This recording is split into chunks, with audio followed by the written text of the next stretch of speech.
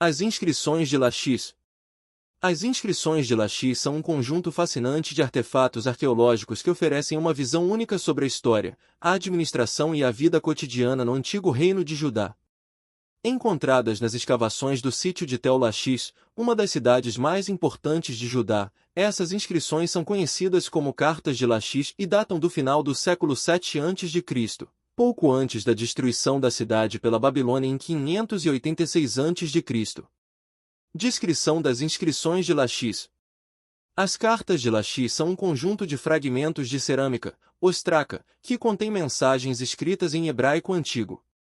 Foram descobertas em 1935 por uma equipe de arqueólogos britânicos liderada por James Leslie Stark. A maioria das inscrições são correspondências militares e administrativas trocadas entre oficiais judeus durante o período de crise que antecedeu a queda de Jerusalém e de outras cidades de Judá. Essas ostracas foram encontradas em uma sala de guarda na porta da cidade de Lachish, indicando que eram usadas para comunicações de urgência e administração.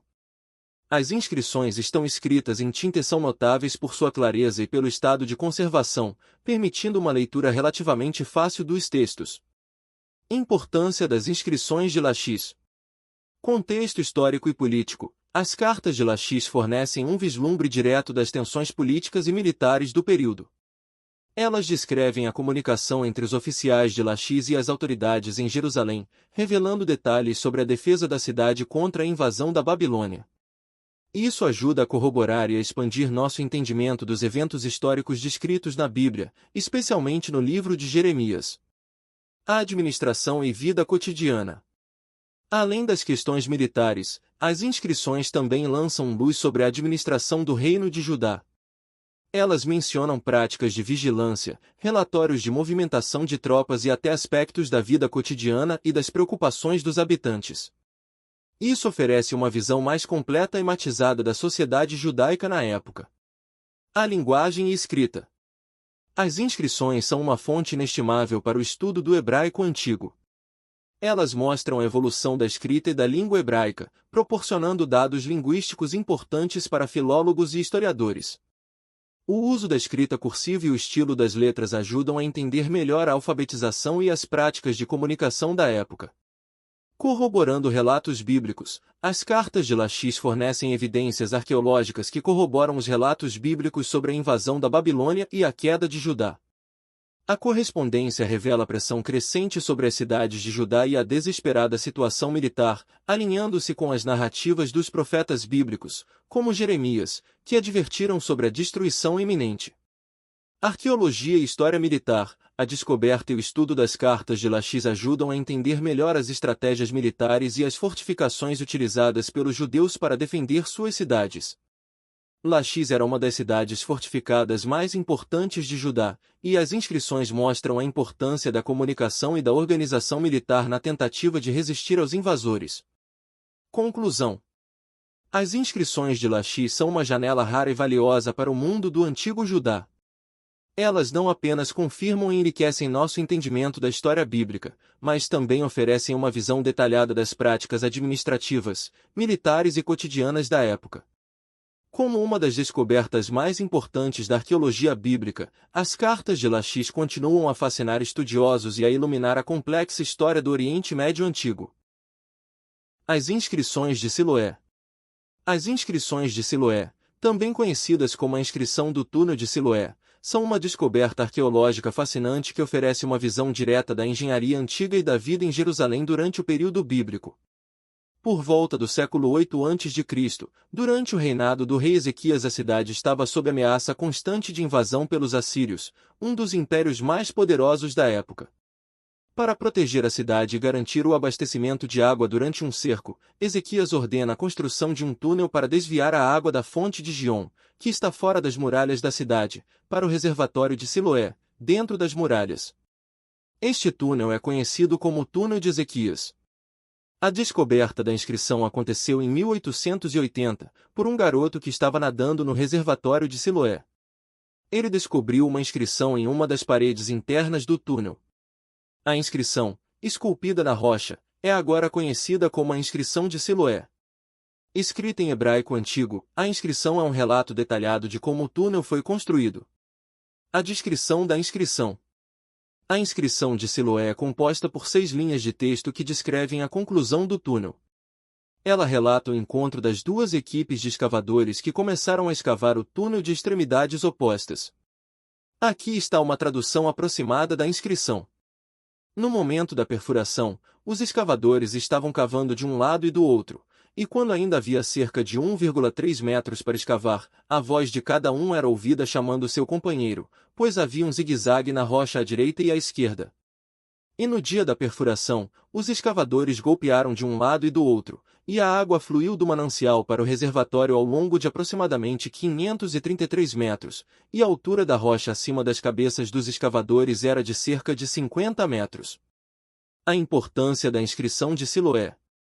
A engenharia antiga é uma prova impressionante da habilidade e engenhosidade dos antigos engenheiros hebreus. O túnel, que tem aproximadamente 533 metros de comprimento, foi escavado através de rocha sólida, e a precisão com que as duas equipes de escavadores se encontraram no meio é notável. A confirmação histórica. A inscrição de Siloé confirma o relato bíblico encontrado em 2 Reis 20:20 e 2 Crônicas 32:30, que descrevem os preparativos de Ezequias para proteger Jerusalém de um cerco assírio. Este alinhamento entre a arqueologia e o texto bíblico fortalece a credibilidade histórica das Escrituras. A tecnologia de construção.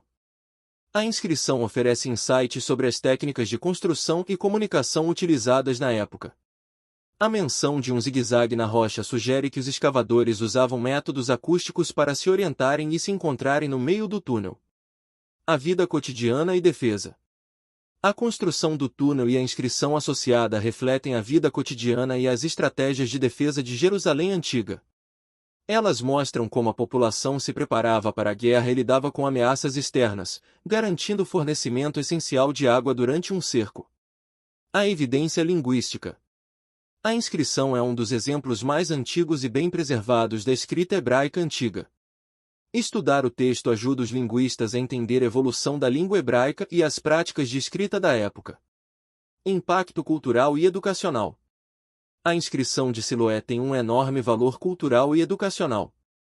Ela é frequentemente exibida em museus e é estudada em cursos de história antiga e arqueologia bíblica. A inscrição não só oferece uma conexão tangível com a narrativa bíblica, mas também inspira admiração pela engenharia e a resiliência dos antigos israelitas. As ruínas de Hazor. Localizadas ao norte de Israel, as ruínas de Hazor representam um dos sítios arqueológicos mais importantes e fascinantes da região. Hazor era uma cidade-estado cananeia e, posteriormente, uma importante cidade israelita. Suas ruínas oferecem uma janela única para a história antiga do Oriente Médio, revelando aspectos significativos da vida, cultura e conflitos da época. Descrição de Hazor. Hazor é mencionada várias vezes na Bíblia e é descrita como a maior e mais importante cidade do norte de Canaã. A cidade antiga abrange duas áreas principais, a Cidade Alta, Acrópole, e a Cidade Baixa. A Cidade Alta. Situada em Untel, um montículo arqueológico, é onde os principais edifícios administrativos e templos estavam localizados. A Cidade Baixa. Muito maior em extensão, era onde vivia a maioria da população. A importância histórica e arqueológica. Centro político e econômico. Durante a Idade do Bronze e a Idade do Ferro, Hazor era um centro político e econômico vital.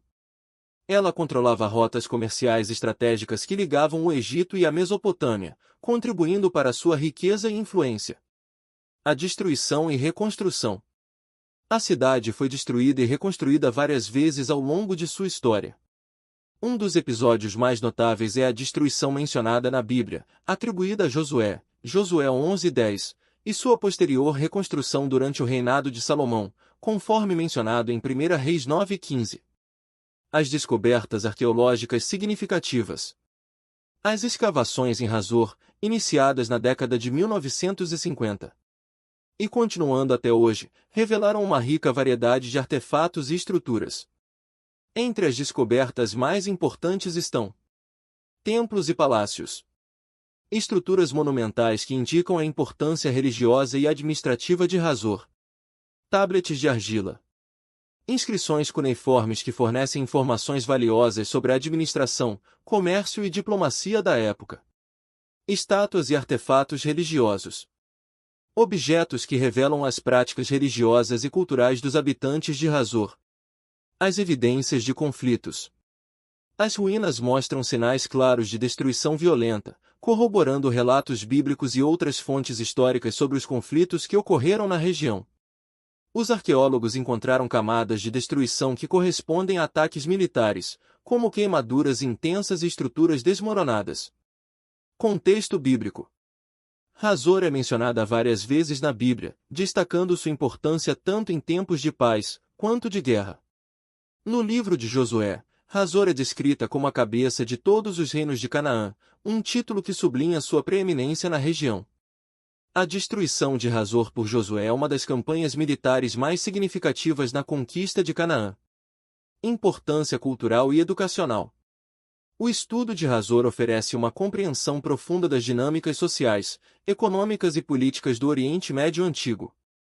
As escavações no local ajudam a elucidar como as cidades-estado cananeias operavam e interagiam com seus vizinhos, além de fornecer insights sobre a transição do domínio cananeu para o israelita. Impacto na arqueologia bíblica. Hazor é um dos melhores exemplos de como a arqueologia pode corroborar e esclarecer relatos bíblicos. As evidências encontradas no local ajudam a preencher lacunas históricas e oferecem uma visão mais completa da vida e dos eventos descritos na Bíblia. A Pedra Moabita, Estela de Mesa. Localizada no século IX a.C. na antiga Moabe, a leste do Mar Morto na atual Jordânia. Naquele tempo a região estava marcada por conflitos e alianças entre os reinos vizinhos de Israel, Judá e Moabe.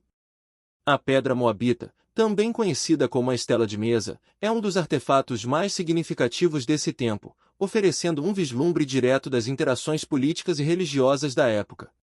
A descrição da Pedra Moabita.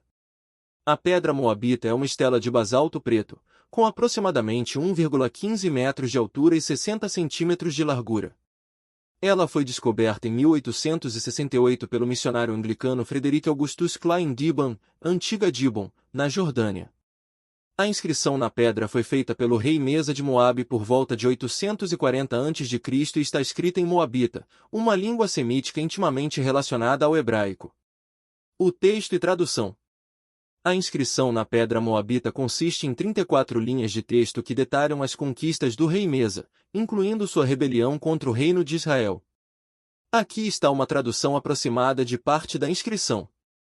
Eu sou Mesa, filho de Quemos, rei de Moabe, o Dibonita. Meu pai reinou sobre Moabe 30 anos, e eu reinei depois de meu pai. E fiz este lugar alto para Quemos, porque me salvou de todos os reis e me fez triunfar sobre todos os meus adversários. Onri era rei de Israel, e oprimiu Moabe por muitos dias, porque Quemos estava irado contra sua terra. E seu filho sucedeu-lhe, e ele também disse, eu oprimirei Moabe. Em meus dias ele disse assim, mas eu triunfei sobre ele e sua casa, e Israel pereceu eternamente. A importância histórica e arqueológica e a confirmação de relatos bíblicos. A Pedra Moabita é uma das poucas inscrições antigas que corroboram diretamente eventos descritos na Bíblia. No livro de 2 Reis 3:4 em diante, há um relato de uma rebelião liderada pelo rei Mesa contra Israel, que coincide com o texto na estela. Isso fortalece a conexão entre a arqueologia e os textos bíblicos. A evidência linguística. A inscrição é um dos exemplos mais antigos de escrita semítica ocidental. O estudo da língua moabita na estela oferece valiosos insights sobre a evolução das línguas semíticas e a interação entre os povos da região. A perspectiva moabita. A estela fornece uma rara visão do ponto de vista moabita sobre os eventos históricos. A maioria dos registros antigos da região vem de fontes israelitas ou egípcias, mas a pedra moabita permite que vejamos a perspectiva de um reino vizinho. Aspectos religiosos e culturais. A estela menciona várias vezes o deus nacional de Moabe, Quemos, destacando a importância da religião na vida política e militar do reino. Isso ajuda a entender melhor as práticas religiosas e a cosmologia dos moabitas. Impacto na arqueologia. A descoberta da pedra moabita teve um impacto significativo na arqueologia bíblica. Ela não apenas forneceu uma nova peça do quebra-cabeça histórico do Oriente Médio Antigo, mas também estimulou o interesse e a pesquisa na região. A redescoberta e o valor da pedra moabita. Após a descoberta de Klein, a pedra moabita tornou-se objeto de grande interesse entre arqueólogos e colecionadores europeus. Infelizmente, durante um conflito entre tribos locais, a estela foi quebrada em várias partes. Felizmente, uma cópia em papel foi feita antes de sua destruição, permitindo que o texto fosse preservado. As partes da estela foram posteriormente reunidas e restauradas, e ela agora está em exibição no Museu do Louvre em Paris. Há conexões com outras descobertas. A pedra moabita se junta a outras inscrições antigas, como a estela de Tel Dan e o cilindro de Ciro, que corroboram e complementam os relatos históricos e bíblicos. Essas descobertas, em conjunto, ajudam a criar um quadro mais completo da história do Antigo Oriente Médio. Se você gostou do nosso conteúdo, não se esqueça de deixar aquele like, comentar e compartilhar. Obrigado e até o próximo vídeo.